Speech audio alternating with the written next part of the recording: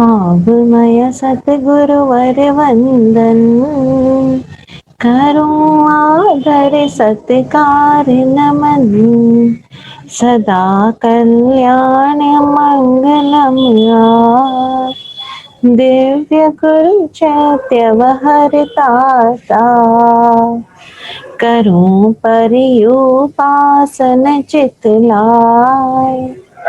रहे साता का जतन उपाय, रहे साता का सतत उपाय। बोधि प्रदाता पूज्य विराट गुरुदेव, पूज्य वैभव श्री जी महाराज को वंदन नमन। सृष्टि के समस्त निमित्तों का आभार। उपस्थित सभी भव्य आत्माओं की भव्यता को प्रणाम। जय हो। शुद्धि और अशुद्धि हम जान रहे हैं, सामायिक करते हुए शुद्धि क्या और अशुद्धि क्या। हमने अब तक बहुत सारी चीजें जानी और आज तक यही समझते रहे, सामायिक करते हुए फोन छू दिया तो सामायिक में दोष लग गया, अशुद्ध हो गया।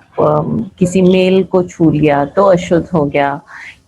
फला फला पता नहीं कौन कौन से मापदंडों से हमने जाना, लेकिन जो आवश्यक रूप से शुद्धि बताई गई उसकी तरफ तो हमारा कभी ध्यान ही नहीं गया। परसों जब हमने इसका सेशन किया तो हम कर रहे थे अध्याय 6 का पाठ 2, सामायिक के लिए आवश्यक 4 शुद्धि, और हमने जाना द्रव्य शुद्धि के बारे में। अब हमने तो द्रव्यों को समझा कि हमने लाइट के स्विच के हाथ लगा दिया तो गड़बड़ हो गया, हमने किसी बच्चे को छू लिया तो गड़बड़ हो गया, हमने कोई हरी सब्जी को टच कर लिया तो गड़बड़ हो गया। लेकिन द्रव्य रूप से हमने कितनी तरह की चीजें पाल रखी है दिमाग में, लेकिन एक्चुअल द्रव्य शुद्धि क्या है ये हमने जानना चाहिए, वो हम नहीं जानते। हम तो वो भारी भरकम, जब खासकर पर्यूषण होते हैं, जब हमारे वो क्या कहना चाहिए सबसे ज्यादा आवश्यक साधना के दिन होते हैं, तब तो हम सबसे ज्यादा भारी भरकम कपड़े गहने लत्ते सब पहनकर सामायिक करने बैठते हैं। जबकि कहा क्या गया कि आप ऐसा कपड़ा पहनो जिसमें किसी प्रकार की कोई अशुद्धि ना हो। और हम तो उसी समय सबसे ज्यादा अशुद्ध कपड़े पहनते हैं, क्योंकि वो हैवी हैवी साड़ियां वही पहनकर तुम किसी शादी में गए थे, उसमें उस खाने की स्मेल भी बसी हुई है, उसमें बहुत सारी तुम्हारी यादें बसी हुई है, उसमें बहुत सारी तुम्हारी ऐसे फोटोग्राफ्स हैं, और वही पहन बैठ कर तुम सामायिक की साधना कर रहे हो पर्यूषण के दिनों में। आजकल तो कई जगह सुनने में आता है कि आप है ना वो क्या, शादी हमारी जैन विधि से हुई, शादी के समय सब लोगों ने सामायिक करी। अभी सोचो सब लोग आए तो इस इंटेंशन से हो कि आप क्या करोगे, शादी में जाओगे, है ना, और वहां बैठकर तुम सामायिक कर रहे हो, क्या वो शुद्ध सामायिक होगी? ये चीज हम आगे भाव शुद्धि में पढ़ेंगे। अभी हमने क्या पढ़ा, द्रव्य शुद्धि। सारे गहने कपड़े मेहंदी गहंदी सब लगे हुए। इसका अर्थ ये नहीं है कि ये करते हुए आप सामायिक नहीं कर सकते, लेकिन क्या आप सामायिक के भावों में आ पाते हो? तो जरा चेक करना द्रव्य शुद्धि के बारे में हमने जो समझा, जो जाना। क्योंकि आप देखो बड़ा मेकअप लगा हुआ है आपके चेहरे पर, है ना, पार्लर होकर आई हो और फिर बैठकर मुंहपत्ती बांध के सामायिक कर रही हो। हम देखते हैं पर्यूषण के दिनों में आओ पूरा मेकअप शानदार, क्यों? क्योंकि पूरा समाज इकट्ठा होता है ना, तो डेली नए गहने, और वो गहने ऐसे कि कभी साड़ी अटक रही है, कभी आपके खुद के चुभ रहा है, और वो इतना हैवी है कि उस हाथ को भी उठाओ तो वो दूसरों की भी समाधि भंग करता है, तो आपकी खुद की कितनी करता होगा। वो घुंघरू बज रहे हैं, उन चमकीले नग आपकी आंखों में रोशनी दे रहे हैं, और आपको लग रहा है कि जी हम तो सामायिक कर रहे हैं पर्यूषण के दिन में। और तर्क क्या दोगे, महाराज जी शादियों में तो इतना सज धज के जाते हैं, तो हम अपने भगवान के घर सज धज के नहीं जाएंगे? जरूर जाओ, लेकिन क्या साधना संभव है? साधना संभव है? उसमें कैसी कैसी स्मेल लग रही होगी, परफ्यूम छिड़क के आ रहे हो, लिपस्टिक में स्मेल है आपके जो लगा रहे हो। अब मेल्स बोलेंगे हमने क्या किया, अरे आप लोग भी तो शेव करके आ रहे हो, आफ्टर शेव लगा रहे हो, ये लगा रहे हो। क्या इन सारी स्मेल्स के साथ आप खुद को अलग रख पाओगे? तो चेक करना। और मैंने होमवर्क भी दिया था परसों के, कम से कम एक दिन आप देखना कि आप सामायिक नहीं भी कर रहे हो तब भी द्रव्य शुद्धि कैसे कर पाते हो। गुरुजी ने संगोष्ठी शुद्धि की भी बात की कि आपकी संगत कैसी है, आपका माइंड कैसा है, क्या आप वहां शुद्ध रह पाते हो। तो हम इसी पाठ के, इसी लेसन के सेकंड पॉइंट क्षेत्र शुद्धि पर चलते हैं। पेज नंबर 119, क्षेत्र शुद्धि। रामायण के संदर्भ में ऐसी कथा प्रचलित है कि एक बार लक्ष्मण के मन में विद्रोह पैदा हुआ कि मैं बड़े भाई की इतनी सेवा करता हूँ, बदले में मुझे क्या मिलता है? कोई धन्यवाद तक भी नहीं देता। कषाय से उद्वेलित होकर लक्ष्मण ने अपने आराध्य एवं आदरणीय बड़े भाई को जली कटी सुना भी डाली। हो सकता है आप इस बात पर बिलीव ना करो, लेकिन एक प्रसंग है, सुन लीजिए। राम ने कहा, हाँ लक्ष्मण, मैं जानता हूं कि तू एकदम सही है, इसमें तेरा दोष है ही नहीं, मैं तुझे तेरे सारे अधिकार दिलवाने के पक्ष में हूं। लेकिन एक काम कर, तू जिस शिला पर बैठा है उसे जरा नीचे उतर। लक्ष्मण उस शिला से नीचे उतर गया। दोनों भाई दूसरे शांत स्थान पर पहुंचकर विचार विमर्श करने के लिए बैठे। लक्ष्मण का मन वहां जाकर शांत हो गया, एकदम बदल गया, और वो रोने लग गया कि मैंने अपने बड़े भाई को ये क्या कह दिया, मैंने अपने बड़े भाई को ये क्या कह दिया। राम ने कहा, लक्ष्मण, इसमें तेरा कोई दोष नहीं। उस चट्टान की भौगोलिक स्थिति ही ऐसी थी, और उस पर भी करेला और नीम चढ़ा वाली स्थिति थी। वहां उस चट्टान पर एक क्रोधी और भगोड़े साधु ने कठोर एवं हठपूर्वक तपस्या कर रखी थी। उसके शरीर से निकले हुए परमाणुओं के लेशा वलय का प्रभाव अभी भी वहां मौजूद है। ये तो गलत संगत का असर मात्र था, इसलिए यहां से बचो। ये तो एक प्रसंग है, में भी एक प्रतीकात्मक प्रसंग है, लेकिन इसके माध्यम से हम समझें कि क्षेत्र की शुद्धि भी कितनी आवश्यक है। इसके अलावा स्थान शुद्धि के और भी कई मायने हैं। आप किस तरह की साधना कर रहे हो, उस तरह का स्थान चयन करना आपको ज्यादा सहायक हो सकता है। जैसे कि ध्यान शांत और नीरव स्थान में ज्यादा उपयुक्त होता है। सामायिक औषधशाला में ज्यादा उपयुक्त हो सकती है। तब साधना दूर पहाड़ों की चोटियों में ज्यादा उपयोगी हो सकती है, जबकि दैविक जाप नदी के किनारे ज्यादा उपयोगी हो सकती है। स्थान शुद्धि का एक पहलू है मंत्रोच्चारण से स्थान को शुद्ध करना अथवा वहां का वास्तु दोष निवारण करना। इस विषय में किसी विज्ञ वास्तुशास्त्री का परामर्श फलदायी होता है। मकान की शुद्धि के लिए पद्मावती पूजन, अष्टमंगल पूजन, जाप वगैरह करते हैं, जो हमारे अनुभव में अब तक सही फलदायी हुए हैं। हमारा कथन है कि नमोकार मंत्र का अखंड जाप कराने से स्थान दोष दूर हो जाता है। इसमें ध्यान देने योग्य बात यह है कि जाप करते समय नमो अरहंताणम का उच्चारण होना चाहिए, नमो अरिहंताणम का नहीं। अन्यथा वहां कोई जैनेतर अथवा जैन भाव से द्वेष करने वाली दैविक शक्ति मौजूद है तो वो नाराज हो जाती है और उत्पात भी मचाती है। मगर नमो अरहंताणम कहने से कोई दैविक शक्ति वैर भाव नहीं रखती, क्योंकि हर देवता पूजनीय बनना चाहता है, चाहे वो किसी धर्म का हो, और चाहता है कि हमें नमस्कार करो, इसलिए उसमें वैर भाव पैदा होता ही नहीं। स्थान शुद्धि में वास्तु प्रकरण के अनुसार दिशा ज्ञान भी आ जाता है। सामायिक करने वाले साधक का मुंह हमेशा पूर्व अथवा ईशान की तरफ हो, ईशान यानी नॉर्थ ईस्ट, और व्याख्यान देते समय गुरु का मुंह पश्चिम, वायव्य अथवा आग्नेय की तरफ हो। उपाश्रय का निर्माण भी ऐसा ही हो तो ज्यादा अच्छा है। हमेशा इस प्रकार से बैठने से भी स्थान की शुद्धि की जाती है। स्थान शुद्धि का ध्यान रखते समय और भी कई बातें ध्यान रखने योग्य है। जैसे किसी साधक को उस स्थान में जाकर नहीं बैठना चाहिए जहां कोई विपरीत लिंगी साधक बैठा हुआ था और तुरंत उठ के गया हो। 48 मिनट बाद वहां बैठ सकते हैं।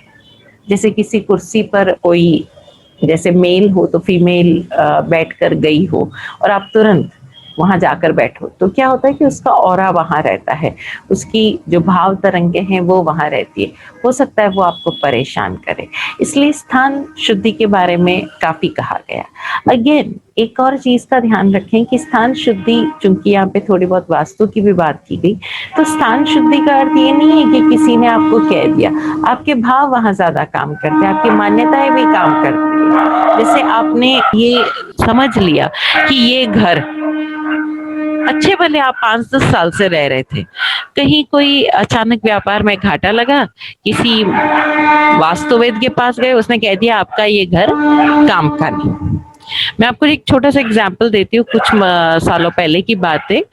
गुरुवरिया श्री जी के पास एक महिला आई, तो बोले महाराज साहब हम बरसों से उसी मकान में रह रहे हैं और अभी कुछ समय पहले ही पूरे घर का रेनोवेशन कराया, और फिर रेनोवेशन के बाद इनके बिजनेस में कहीं कुछ हुआ, तो पता नहीं इनको क्या हो गया कि इनको लगा कि कुछ गड़बड़ है, कुछ गड़बड़ है।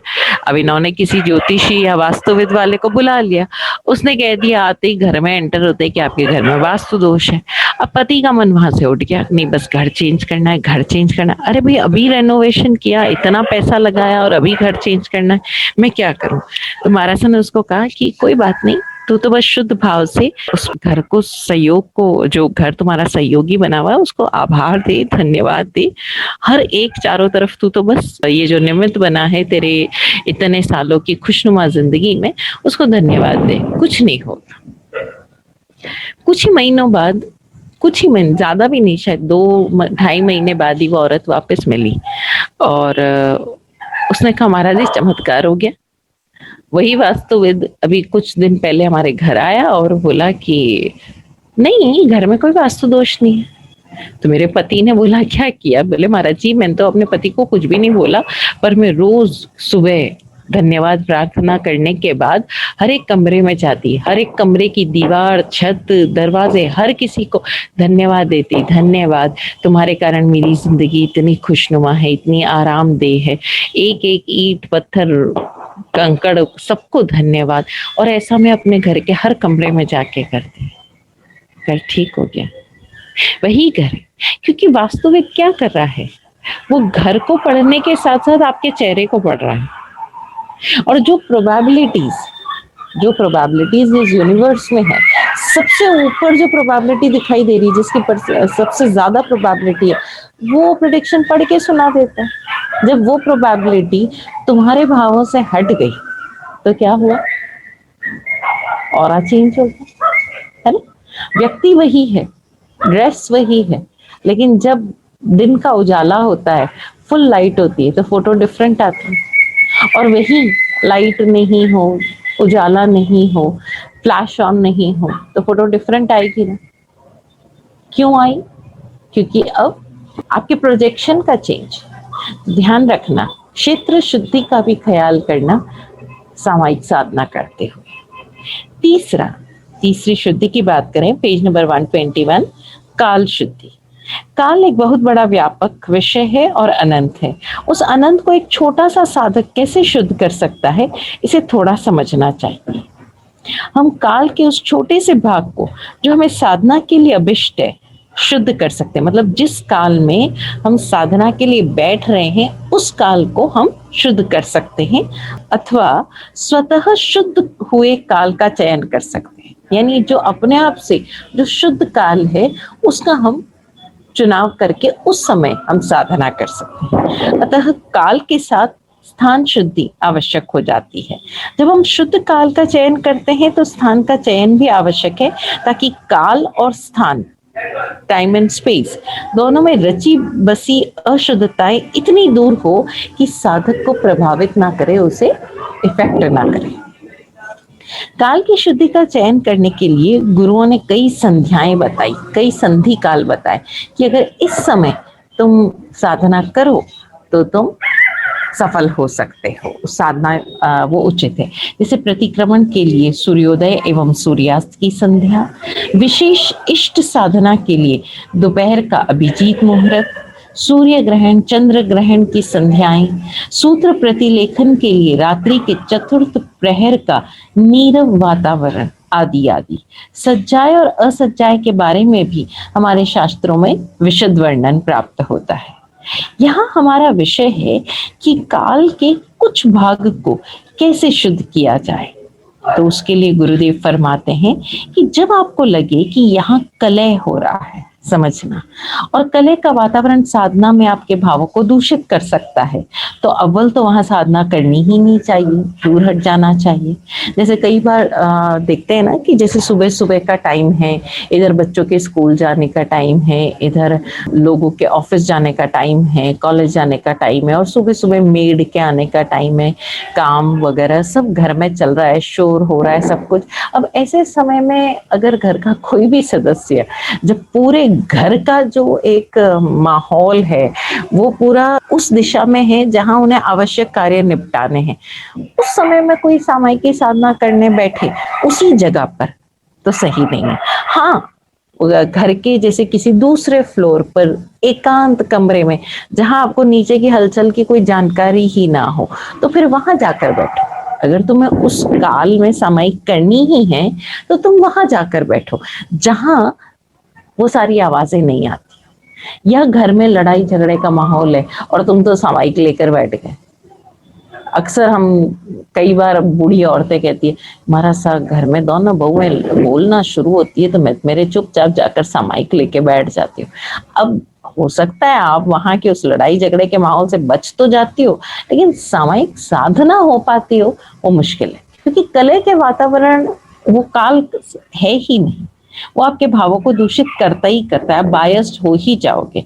तो गुरुजी कहते हैं कि जब आपको लगे कि यहाँ कलह हो रहा है और कलह का वातावरण साधना में आपके भावों को दूषित कर सकता है, तो अव्वल वहां साधना करनी ही नहीं चाहिए, दूर हट जाना चाहिए, अन्य स्थान का चयन करना चाहिए। और अगर ऐसा संभव नहीं हो तो नमोकार मंत्र के जाप शुरू कर देने चाहिए, अथवा गुरु भक्ति के आध्यात्मिक गीत गाने चाहिए। धीरे धीरे कलह के कारण थक कर हट जाएंगे और वातावरण शुद्ध हो जाएगा। जब आपको लगे वातावरण शुद्ध हो गया, तब आप सामायिक की साधना करने बैठो। जहां आप साधना कर रहे हैं वहां कलह अथवा मैथुन भोग दो कार्य नहीं हुए होने चाहिए। मतलब ऐसा नहीं कि थोड़ी देर पहले कलह हुआ और आप उसी जगह पर बैठकर साधना करें, ऐसा भी नहीं होना चाहिए, है ना। अन्यथा वह स्थान समय की बहुत गहराई तक दूषित हो जाता है, परंतु इस बात पर कोई ध्यान नहीं देता, बिल्कुल नहीं दिया जाता।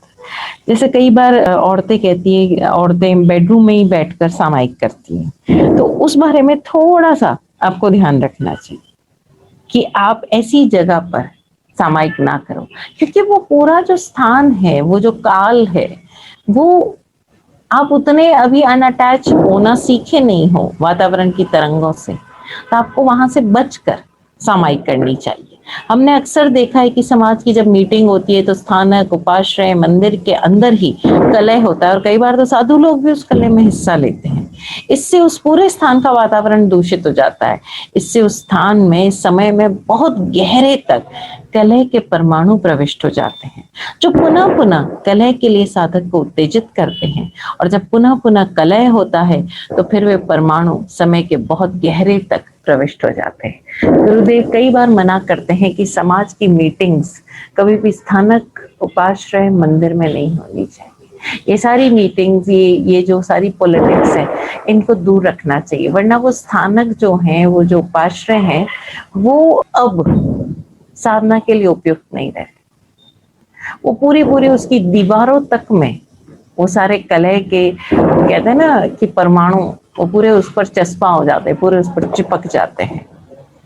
काल शुद्धि के लिए और भी कई बातें ज्ञातव्य है, जो निमित्त शास्त्र और ज्योतिष विज्ञान का विषय है।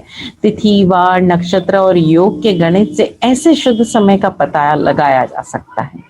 कुछ विशेष काल में साधना जल्दी फलित होती है, जैसे अभिजीत नक्षत्र उत्तरा फाल्गुनी नक्षत्र, चतुर्दशी, पूर्णिमा, अमावस्या, अष्टमी आदि संध्या तिथियां।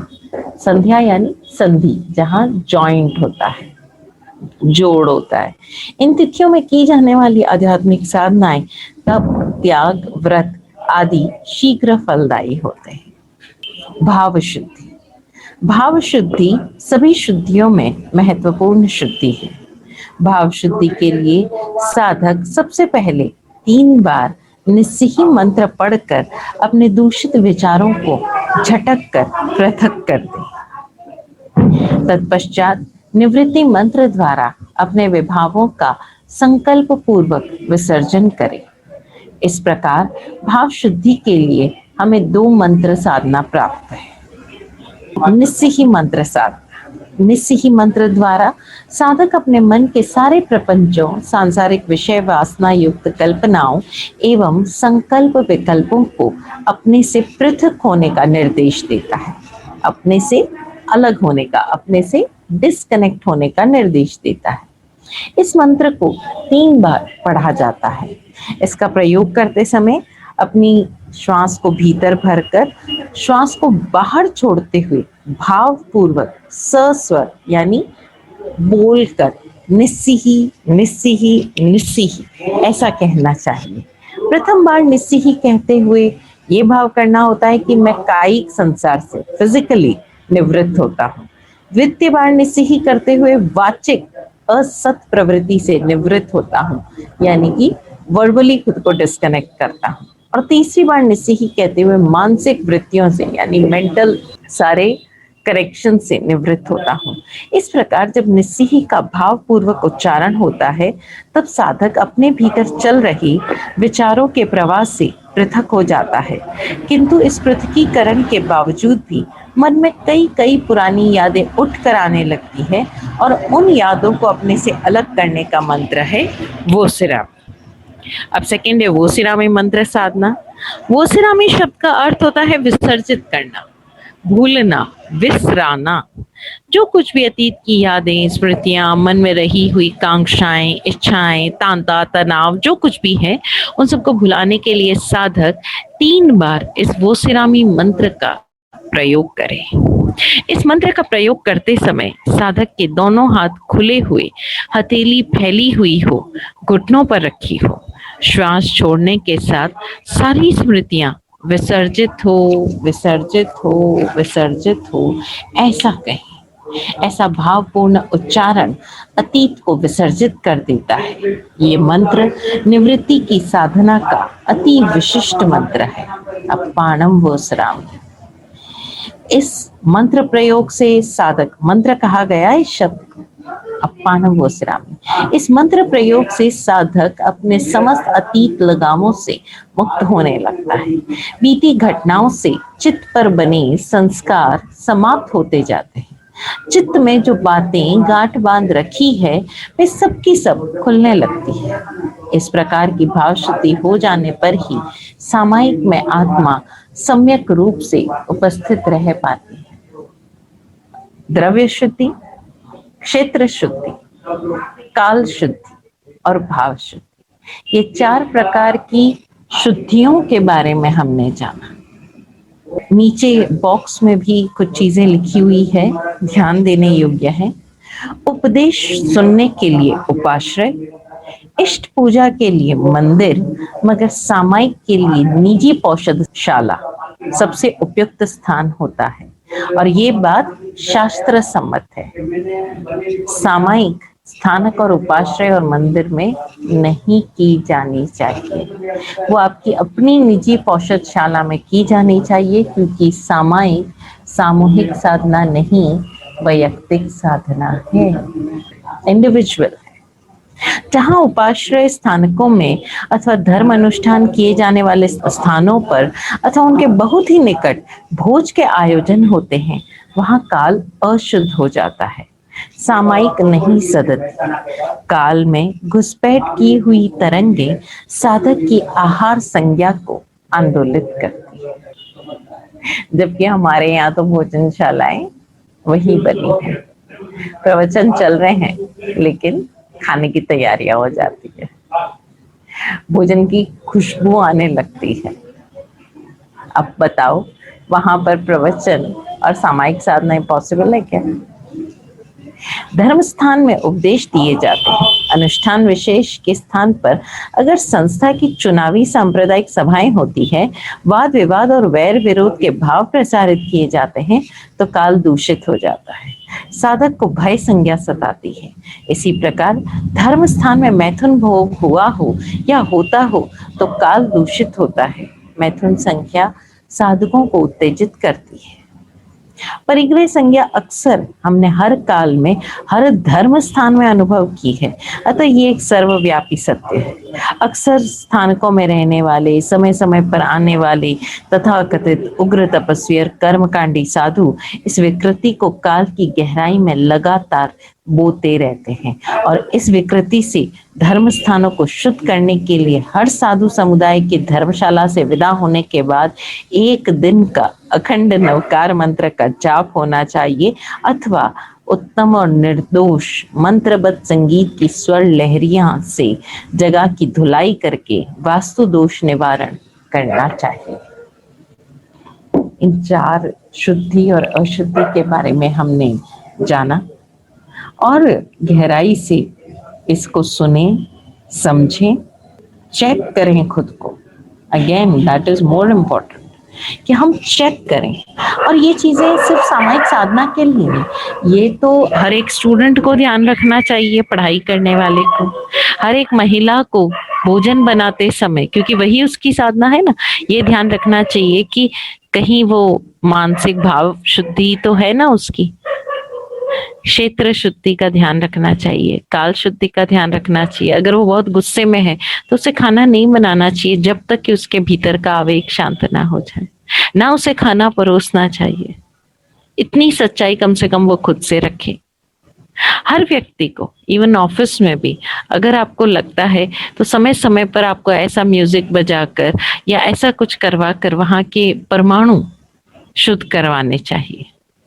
इवन अपने ऑफिस की जगहों को निरंतर सुबह जब आप एंटर करते हो तो कुछ क्षण बैठकर अपना जो भी डेली रूटीन है वो शुरू करने से पहले अपने भाव, अपने विशुद्ध भाव गुरुदेवों की कृपा से सृष्टि के निमित्तों का आभार करते हुए उस जगह के जो आपकी सीट है वहां की क्षेत्र शुद्धि आपको करनी चाहिए, ताकि अगर कोई ऐसी कलह की डीलिंग या कहीं कोई वहां पर कोई परमाणु है तो वो हट जाए।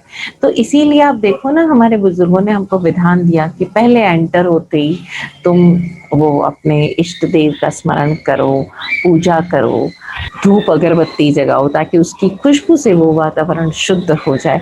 ये सारी चीजें बड़ी गहरी है, लेकिन हम क्या बड़ी वो मैकेनिकली करते हैं, we don't do it intentionally, और बिना समझे हुए तो वो सारी चीजें मैकेनिकल हो ही जाती है। अगर धूप भी कर रहे हो तो इन भावों के साथ करो ना, कि यहाँ के रोम रोम में बसे हुए कलह के वातावरण, परमाणु सारे दूर हो जाए और यहाँ पर हंसी खुशी और ऐसा सुख समृद्धि का माहौल बनते, जिससे कि मैं अपने जीवन में उत्तरोत्तर प्रगति करता जाऊं, किसी को मेरे द्वारा कष्ट ना हो। ये भाव प्रसारित करते जाओ, सेम जगह आपके लिए फलदायी हो जाए। तो ध्यान देना, द्रव्य शुद्धि, काल शुद्धि, क्षेत्र शुद्धि और भाव शुद्धि, चारों का ध्यान रखना।